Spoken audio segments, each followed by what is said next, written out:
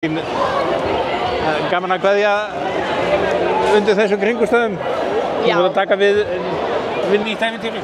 Já, algjörlega. Maður hefði ekki getað beðið betri endi, sko. Og bara þetta magnaða lið og sem ég útrúlega stolt að vera partur af. Já, þetta búið að vera mikið ævintýri, bara í vetur og undanfarna ár. Já, klárlega. Bara margir leikir og bara svolítið andlegt og en við erum bara ótrúlega sterk liðsheild þannig að við náðum bara að gera þetta þannig.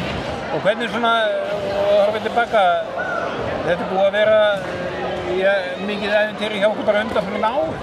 Já, algjörlega. Stigbatnandi og þéttur hópur með vaskan þjálfara og svona. Já, algjörlega. Gústi bara hefur gert bara mjög góða hluti með þetta lið og ásamt því að vera með frábæra leikmenn en það er ekkert nóg að vera með góða leikmenn, sko, þannig að bara klárlega náða að bara draga það besta fram úr liðinu.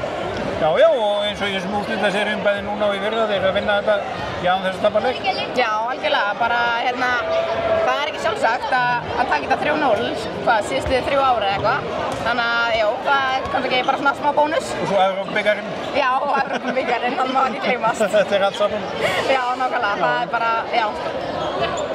Í sumar ferðu út til Þýskalands, þá er það Blómberg. Já, það bara styttist í það, minna en mánuður þannig til ég fer út, þannig að maður getur farið að huga því núna, fyrst að þetta er bara búið. Og það er náttúrulega eftirvænting, eða ekki? Jú, mikið spenna, auðvitað stress líka, en ég held að þetta verði bara ótrúlega skemmtilegt. En það hefur lítill tími verið til kannski að hugsa það? Já, þetta er búið að vera svona svolítið til liðar, sko. Maður þarf að halda fókusunum á réttum stað hverju sinni, þannig að já, núna getur fókusinn farið á það verkefni.